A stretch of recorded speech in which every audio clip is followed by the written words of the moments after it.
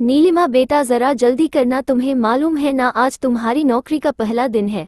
पहले ही दिन तुम देरी से नहीं जाना। और हाँ, प्रेरणा को भी बोलना जरा जल्दी तैयार हो जाए, आज उसका भी नौकरी के लिए साक्षात्कार है। मेरी तुलसी माता, मेरी बेटियों की रक्षा करना, अपना आशीर्वाद मेरी बेटियों पर बनाए रखना। घर के आंगन में तुलसी को जल देते हुए यशोदा जी नीलिमा को समझाते हुए अपनी पूजा करके मंदिर में पूजा की थाली रखकर रसोई घर में अपनी दोनों बेटियों के लिए चाय नाश्ता बनाने में लग जाती है। नीलिमा तैयार होकर रसोई घर में अपनी माँ की चाय नाश्ता बनाने में सहायता करने लग जाती है।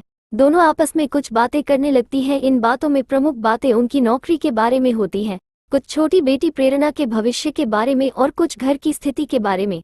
वह बेटियों की माँ होने का एहसास कर रही थी, क्योंकि समाज की जननी होने का गौरव उन्हें ही प्राप्त है।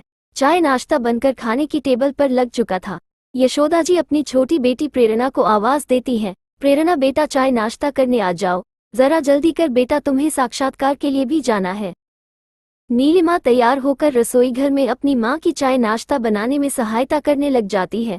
दोनों आपस में कुछ बातें करने लगती हैं। इन बातों में प्रमुख बातें उनकी नौकरी के बारे में होती हैं, कुछ छोटी बेटी प्रेरणा के भविष्य के बारे में और कुछ घर की स्थिति के बारे में। वह बेटियों की माँ होने का एहसास कर रही थी। कुछ देर बाद सभी चाय नाश्ता कर लेते हैं और फिर एक साथ गाड़ी में बैठकर अपनी मंजिल की तरफ निकल जाते हैं।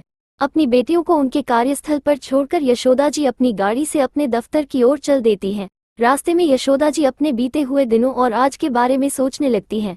कुछ समय पहले तक वो कितनी अकेली और कमजोर महसूस करती थी, मगर बेटियों की माँ होने की जिम्मेदारी ने कभी भी उनको यह महसूस ही नहीं होने दिया कि वह कुछ आंसू अपनी भी आंखों में भर ले। बेटियों के भविष्य निर्माण में ही खुद को लगा दिया, जिससे समाज की जननी होने का कर्तव्य निभा सके। उनकी मेहनत की वजह से ही बड़ी बेटी नीलिमा आज सरकारी दफ्तर में अच्छे पद पर नियुक्त हुई और छोटी बेटी प्रेरणा डॉक्टर बन चुकी है। शायद उनकी बेटियों ने भी अपनी जिंदगी की जिम्मेदारी स्वीकार कर ली थी।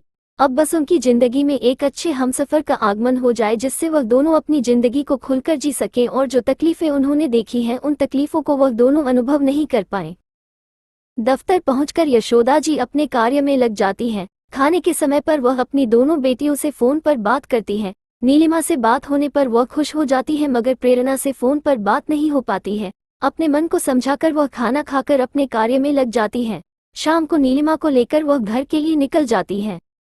रास्ते में उन्हें प्रेरणा किसी लड़की के साथ दिखती है, जिससे वह अपरिचित थी। नीलिमा के समझाने पर भी वह मन में कुछ सवालों को जन्म देने लगती है।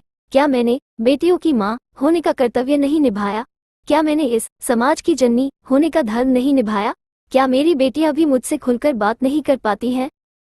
घर पहुंचकर यशोदा जी अपने कमरे में टहल रही थी और अपने मन में चल रहे सवालों के उत्तर ढूंढने की कोशिश कर रही थी। नीलिमा उन्हें बार बार समझाने की कोशिश कर रही थी कि माँ, आप अपनी परवरिश पर भरोसा रखिए। कुछ पलों के बाद प्रेरणा घर पहुंच जाती है। उसे देखकर यशोदा जी अपने सवालों के उत्तर पूछना शुरू कर देती हैं। प्रेरणा स्वीकार करती है कि वह उस लड़के से प्यार करती है और शादी भी उसी से ही करेगी। वह डॉक्टर है, उसी के साथ कॉलेज में पढ़ता था, आज दोनों की एक ही अस्पताल में नौकरी भी लग गई है। नीलिमा अपनी माँ को समझाती है, माँ, आप अपनी परवरिश और संस्कार पर विश्वास रखिए। आप सिर्फ अपनी बेटियों की माँ ही नहीं, इस नए समाज की जननी भी हो।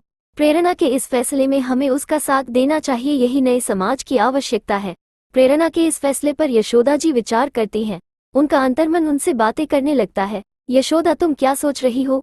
ये सब बातें तुम पहले भी सुन चुकी हो, मगर आज उन सभी को जवाब मिल रहा है। तुम सिर्फ बेटियों की माँ ही नहीं हो, तुम नव समाज की जननी भी हो।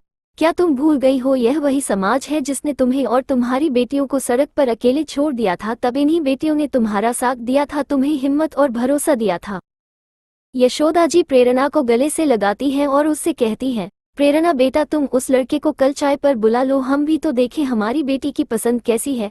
नीलिमा उन दोनों को देखकर उन्हें गले लगाते हुए कहती है, बेटियों की माँ होना कोई अपराध नहीं, ये सौभाग्य होता है।